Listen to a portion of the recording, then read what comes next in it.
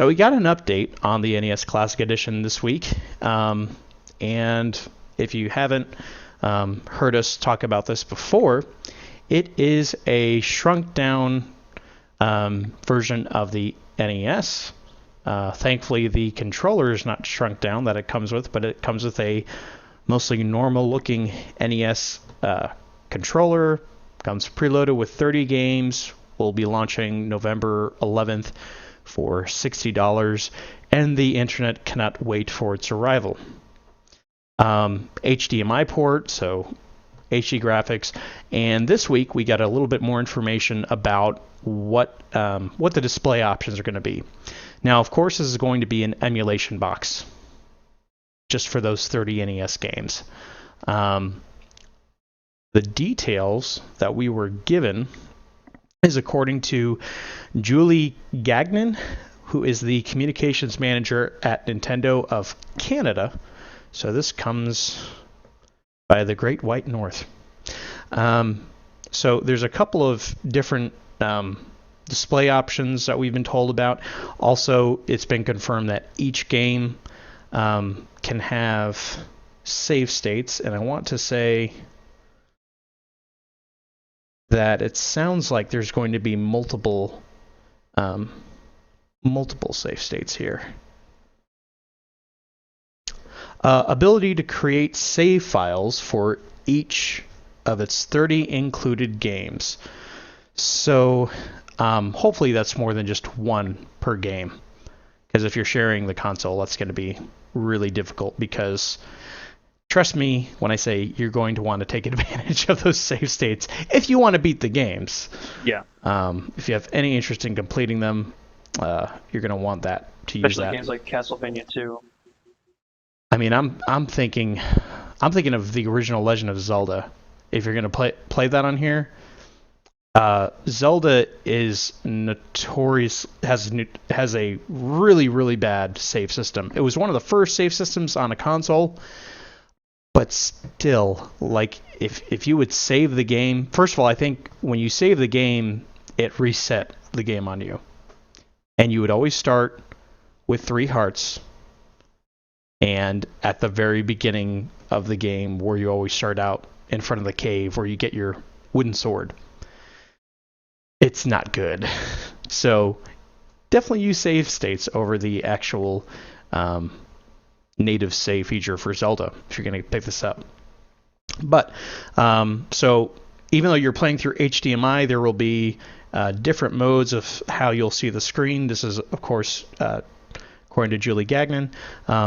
She's quoted as saying, "A mode simulating the retro aspect of our old CRT screens. There will be a mode which can be at the resolution of the modern screens in a 4:3 format." Yes. I'm so glad they're not going to stretch it to 16:9, because that would look terrible. And I've never understood why people do that.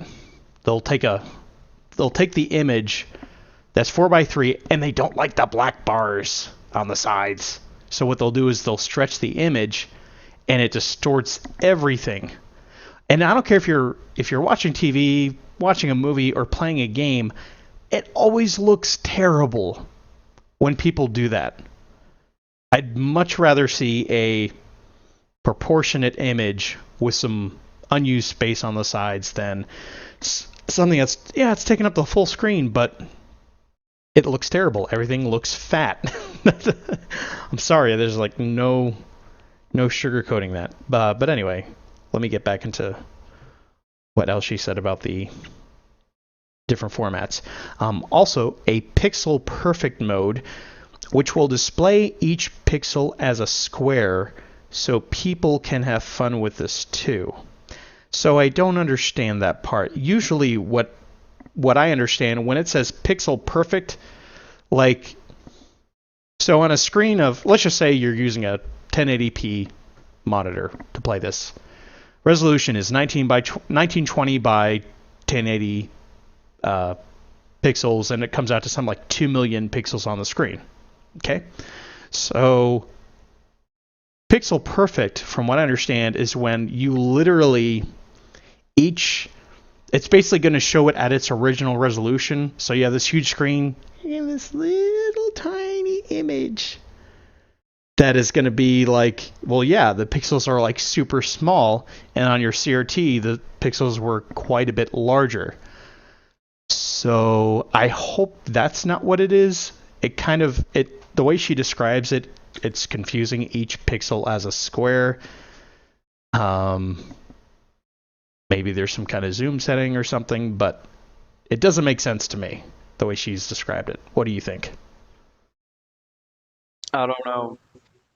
I assumed that pixel perfect. Pitho perfect. Yes, that was a bit of a lisp. Um, I'm assuming it just means that everything will just seem a little bit more crisp. Like maybe people were worried that if it was going to be like how it was in the original NES, maybe it would be like a little fuzzy, like it was on like CRT screens are. Mm. Maybe by that it just means that like everything's going to be smooth. It'll be like pixel perfect. Everything's going to have like an edge that you can clearly see.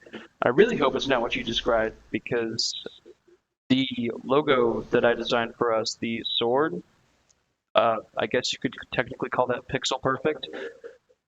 That's an incredibly small image that I was able to just take a screenshot of and have. I was zoomed in on it at its normal frame. If I were to have zoomed out and taken it at like a normal like 8 by 11 square sheet, it probably would have been Ding. like like that big. It's small. So Yeah. to have an entire game like that, I can imagine the screen being like that big. Yeah. So, I mean, it's nice to have these options. These options, are pretty common if you're at all familiar with emulators. You go into the display options for them. You can do things like add scan lines. Personally, I like to use I think they're called like the 2XI or the Super Eagle engines, which basically they kind of mesh the pixels together so they're no longer squares, but they kind of mesh it all together and kind of make it look a little bit more like like a modern 2D graphics or something like that. It just smooths all of the pixels together. Some people don't like that. I mean, it's all personal preference. I've never understood adding scan lines. You're literally just removing information from the image just so that it looks like the way you remember. And having this CRT version of a Nintendo game, I mean it's kind of nice, maybe. It's a cool nostalgic thing. I can see you maybe turning it on for a grand total of 5 minutes. Yeah. Maybe, or however long it takes to just boot up each game to their title screens, maybe play through a level or two. So, okay, maybe 30 minutes. I feel like maybe it's kind of like the 3D feature of the 3DS. Like, it's there, but I don't think a lot of people use it. And if they do use it, it's just like, put it in a game and it's like, I wonder what this will look like in 3D. And then you turn it on and it's like, oh, I'll play like this for a little bit. And then you play with it a little bit. It's like, this is really hurting my eyes. This is a dumb feature. Turn it off. I feel like, except for it hurting your eyes, I feel like maybe it would be a little bit like that, and then also just kind of like the nostalgic factor, just like, oh man, this takes me back to when I was a little kid, thinking that these were the greatest images I've ever seen, and then you look over, it's like, oh yeah, I have a PlayStation 4. So, you said something there that I can't let slide. I keep the 3D on all the time. Are you serious? All the time. That is specifically why I got a 2DS. And the reason why, I mean, yes, it did hurt, and it got to the point where I could only play for 45 minutes at a time, an hour at a time. Then it got to 2 hours at a time. By the time I had probably three extended play sessions, didn't bother me a bit. You do have to retrain. It's like your eyes get retrained to actually be like, okay, all right, I'm not gonna strain myself. I'm not gonna freak out. I'm just, all right, there's a 3D image. It's like that's what your eyes have to get to that point, and then it doesn't hurt anymore. And you're like, oh yeah, this is awesome.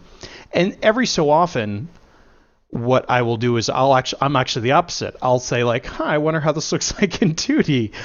And the only thing that you're really missing out on when you turn the 3D effect off. See, I haven't played much on a 2DS, so I don't know if this is how it is on that. But when you turn the 3DS 3D off, you're actually dropping the resolution of the game to half what it normally is. Because what it does is it actually, if you look closely, you can see like horizontal scan lines when it's off, but then when you turn it on, you can see individual pixels. So because just the way they made those screens, it's kind of like two screens overlapping each other. So you're turning one of them off, and the images are a lot less. They're a bit muddied when the 2D is turned on. Again, I don't know how they manufactured the 2DS screens. They may have eliminated that altogether and just played it at the normal resolution. But yeah, I play with a 3D turned on all the time, even when I'm just in menus surfing the eShop. Yeah, Can't do it. Well, I am sorry. You're missing out. And I think people that do have a 3DS that, you have a 2DS because you didn't care for 3D. I can respect that. People that have a 3DS and they're just like, oh, it's a gimmick. Oh, I don't like. It's like, okay. Yeah, it's like if you don't want the 3D, stop complaining. Yeah. You should have gotten the 2D. There are certain games that it really does make a huge difference. Specifically, Super Mario 3D Land. There's little rooms that you go into that. It's kind of like the camera is fixed, and you've got like one platform that's really close to you, but if you have the 3D turned off, it's all flat. It's weird. You'd have to see it to really understand. But if you turn 3D on, you can see, oh, well, I need to jump in this direction, not that direction, because of how weird it looks. But anyway, we've gone way off topic. I just don't see this being something that someone's like, yeah, I want to totally do a CRT TV look on my playthrough of Super Mario Brothers 2. Because it's like, okay, we have better TVs nowadays. And I might tick off some people by saying this, but this is kind of like the whole vinyl thing. And I don't know where you stand on vinyl. But vinyl is not the best sound when compared to digital audio. It sounds different, and you're not used to how it sounds. You're used to digital audio. Therefore, when you hear something different, like vinyl, that you've never heard your whole life, you're like, oh, that sounds different. I kind of like it because it's different than what my ears are used to hearing. That doesn't mean it's better sound. And I kind of feel like this is how it works with, I feel like it's exactly the same. You have a cleaner image. You have a perfect, crisp, beautiful, true color image.